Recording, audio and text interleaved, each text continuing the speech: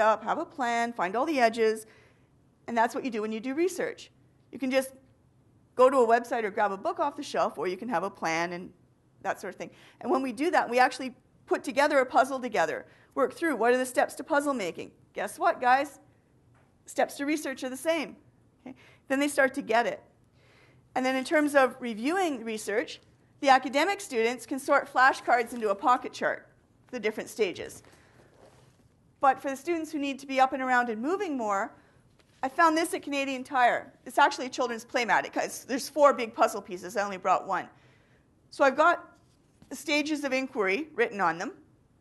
They go on the floor. The students get the flashcards, which I want to eventually print in color and laminate. And then you have to sort out which puzzle piece do you need to line up behind. So instead of sorting flashcards, now the students are using their own bodies to sort. Okay. Again, I made cubes. These are $6 a pop, so I wanted to be able to reuse them. So I used overhead transparencies, the write-on overhead transparencies, to make pockets into which I can slip Boardmaker pictures. So now I can do any content. Right now I've got the inquiry set in. So you would roll this cube, which has the 4 stages of inquiry. Whatever stage you come up with, you now have to find the corresponding steps on the other five cubes. Okay? So it's a way of sorting and organizing what goes with exploring inquiry. Again, it's another way of interacting. Or beanbags. Again, I've got, there's the 4 stages of inquiry, 4 sets of beanbags, stages of inquiry written on them. Now with hula hoops or box tops or clean garbage cans, I could actually have the students sorting and tossing beanbags. Because flashcards, for the academic students, sorting flashcards is fine. But for the other students, they need to be more active. For the workplace experience students, there's a photo album down here of Alyssa's workplace experience, if you want to see some of the things she did. And this is her binder. So, for example, for workplace experience, in addition to learning to sign in and follow a schedule and have a break and come back from break on time, which means learning to tell time, learning to run the circulation desk, we work on money skills. Okay? So I work on all of the skills the student would need in any job. Appropriate social conduct. Alyssa's a real hugger. Okay, well, that's not appropriate at work, so we worked on shaking hands. Okay? As you hug your friends and family, you shake hands with other people. You shake hands at work. Alyssa actually learned how to run the circulation desk, sign out materials and computers. And in fact, a couple of times, if we were busy, I'd turn around and all of a sudden there Alyssa would be at the desk, running the desk properly. We've had supply teachers come in who couldn't do that. Seriously, I'd rather have Alyssa than the average supply teacher they send me. She follows directions better and she knows what she's doing. Okay? She still comes into the library to read with us. She loves to read. So there's all kinds of things that you can do with these students. Brought a selection of resources. These DK readers, these leveled readers, there's a whole lot of companies make them. These are not ideal for high school. Obviously, they're intended for 4- and 5-year-olds. They look like they're intended for 4- and 5-year-olds. But if I select carefully, I can get some that aren't too bad. The higher level ones are more appropriate, age appropriate, but the reading level is far too high. I use junior novels. Again, you have to select carefully. That's why I like the Orca materials so much, because these are written for teenagers, but at grade 2 to 4 reading level. The content of the Orca Soundings novels can be rather edgy. Some of them are definitely written for older teens. So I also bought Orca Currents, which are written for middle school students, but again at a lower reading level. And then there's the Orca Sports. All of these are issues-driven novels. They're by young adult authors. They're real novels. They're not abridged versions of other novels.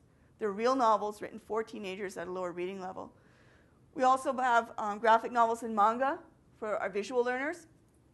A lot of people assume that graphic novels are for the weak kids. That's not true. It takes considerable literacy skill, both traditional and visual literacy, to read a graphic novel. These are not easy reading.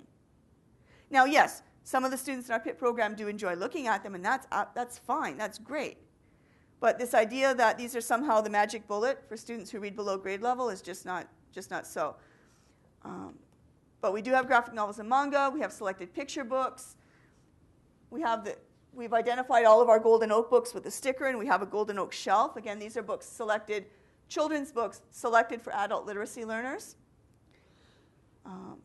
Our magazines, as I said, we do have a number of magazines that are actually intended for children, besides the Canadian Newcomer.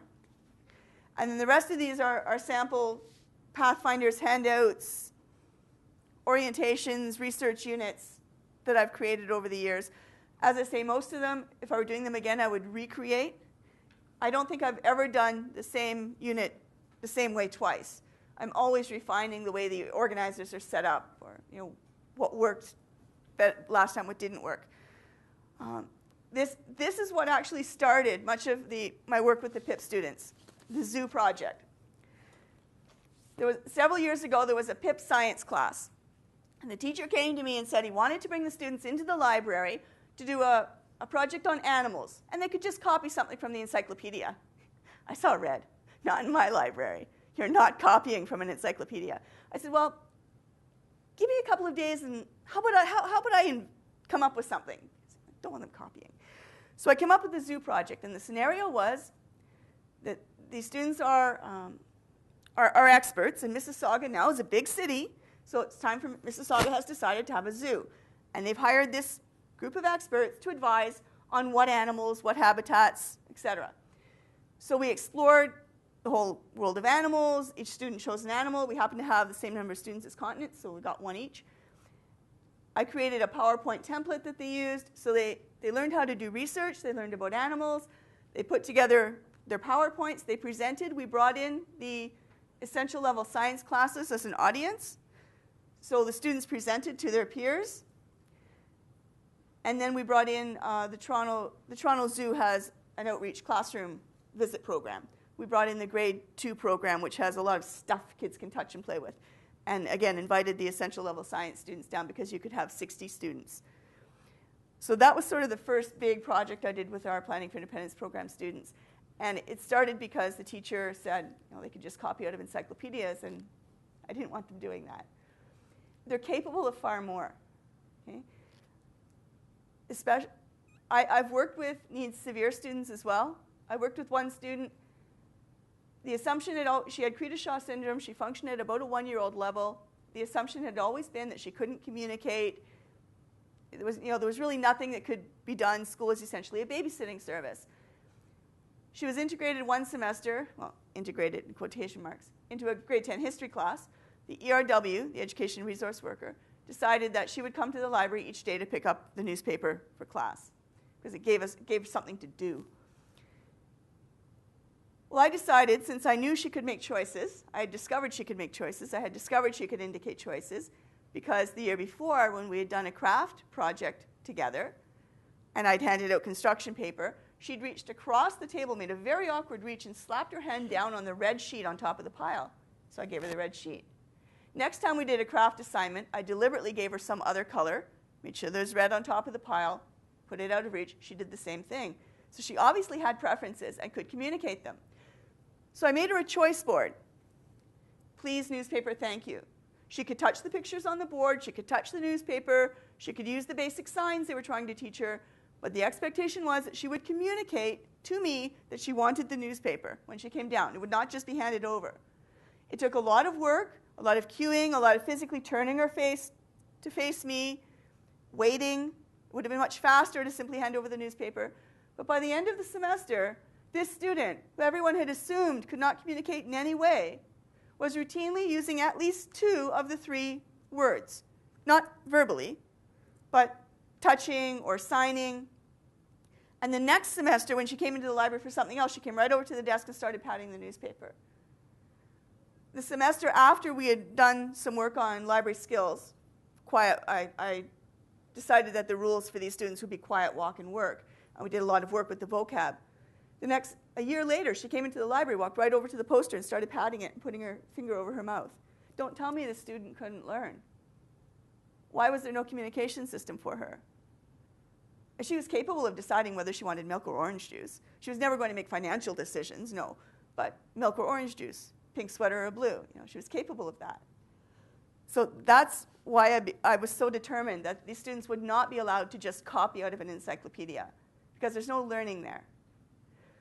And yes, it means me putting in time and effort to develop the assignments, but that's fine because that's my job. I get teachers who will say to me, well, but when I offer to plan collaboratively, I offer a teacher to mark, well, but I don't want you to have to do that. Well, it's my job. Please let me do it. And so each year I get a couple more teachers who will ask me to be involved in planning an assignment or teaching or marking. Now, of course, if I get too many asking, I won't be able to handle the workload. But that's my job as a teacher librarian. Okay, so we are worth having around. You're welcome to come and look at any of this stuff. As I say, if you want more information or copies of files, you're welcome to contact me. There's 2 brochures here that you're welcome to take, but please don't take any of the other stuff. Questions? 7 minutes to 2. It's pretty good timing. Great.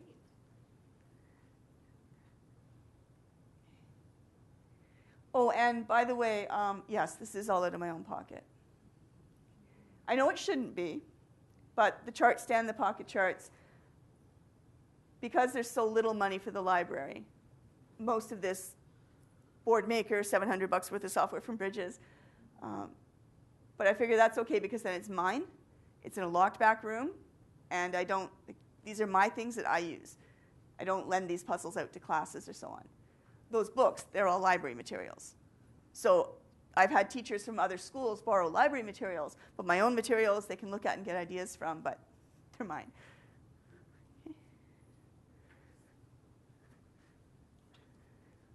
Okay, questions or comments? Okay. Seriously, if you have a teacher librarian at your how many of you are teachers, by the way? Okay. And other people, education resource workers, speech and language, are you in schools at all? Okay. If you work in a school, it is well worth talking to the teacher librarian, assuming there is one. If you're a parent of a child with special needs, again, encourage the teachers to work with the teacher librarian. A lot of people assume the school library is for the academic kids, and it's not. It's for everybody. Should a parent go down and talk to the teacher librarian themselves? Find out what resources are available for their disabled child? Sure.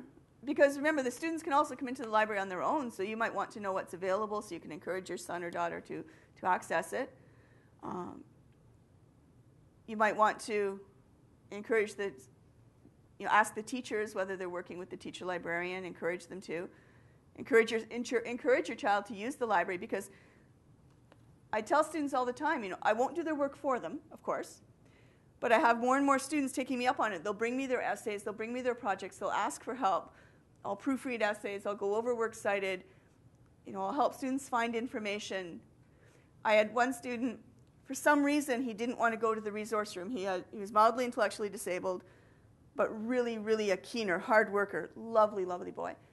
For some reason, he didn't want to go to the resource room when he needed help with assignments. He would come to me. He'd make an appointment, and he'd come down, and we'd sit together and read through his material and highlight things, and I'd translate, because even Kurzweil wasn't enough. It wasn't enough to just read him the material. He couldn't understand the words. So I would read and then explain, and we'd highlight things, and I'd help him find information. So he did much better on his assignments than he would have had he not used the library. But he actually took that upon himself. He would come down and make an appointment every time he had an assignment. So right now he's doing a culminating project in geography. It's not allowed to go home. Oh, by ministry regulation, the culminatings are to be done entirely in school. So is that something that the research librarian should look at and help him with? They're typically done just in class time. A lot of our classes book library time for culminatings. And so I provide students assistance with finding resources, using material. With the grade 11 science class, we actually co-teach and co-mark the culminating assignment. The ministry rules about culminatings are fairly strict. They have to be done within class time so that it's a student's work and mommy